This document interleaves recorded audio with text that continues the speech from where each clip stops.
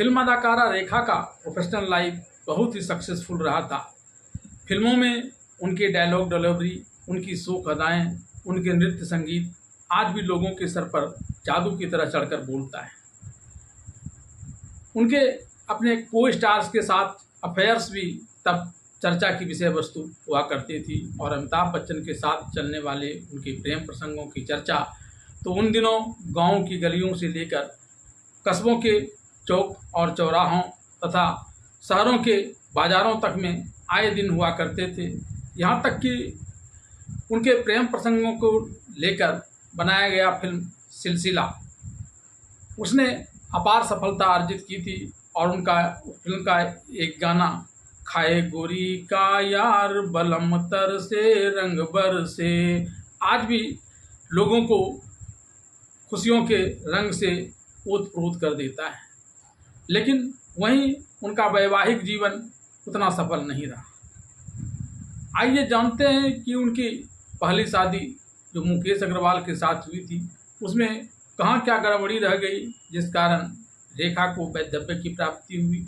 तो वहीं जिस पुजारी ने इस विवाह को संपन्न कराया था उसे भी महंगी कीमत चुकानी पड़ी थी। गौरतलब है कि रेखा ने दिल्ली बेस्ड बिजनेसमैन मुकेश अग्रवाल के संग पहली शादी की थी।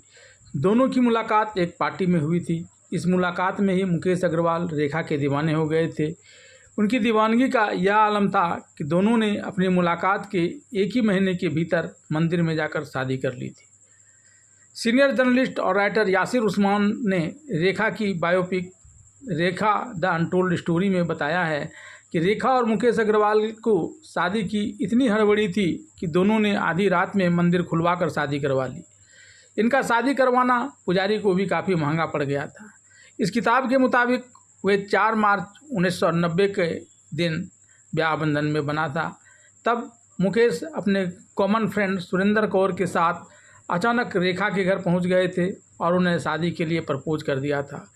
कुछ देर सोचने के बाद रेखा ने भी शादी के लिए हाँ कर दी। रेखा के हाँ में भरते ही मुकेश खुशी से झूम उठे और बोले अभी शादी कर लेते हैं।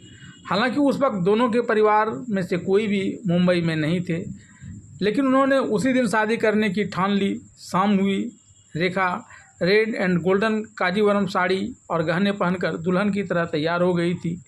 किताब में आगे लिखा है कि इसके बाद रेखा और मुकेश शादी के लिए जुहू में मंदिर की तलाश में निकल पड़े।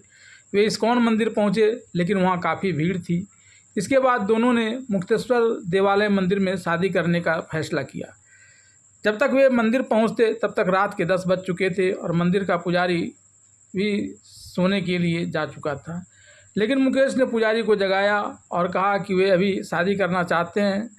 सामने रेखा को खड़ा देख पंडित जी भी हैरान रह गए और फिर पुजारी ने मंदिर का एक नियम तोड़कर रेखा और मुकेश अग्रवाल की शादी करवा दी थी। इस मंदिर का नियम था कि आरती के बाद मंदिर के कपाट बंद होने पर नहीं खोले जाते थे, लेकिन पुजारी ने इस नियम को तोड़ा था और आधी रात को रेखा और मुकेश की शादी करवा दी थी।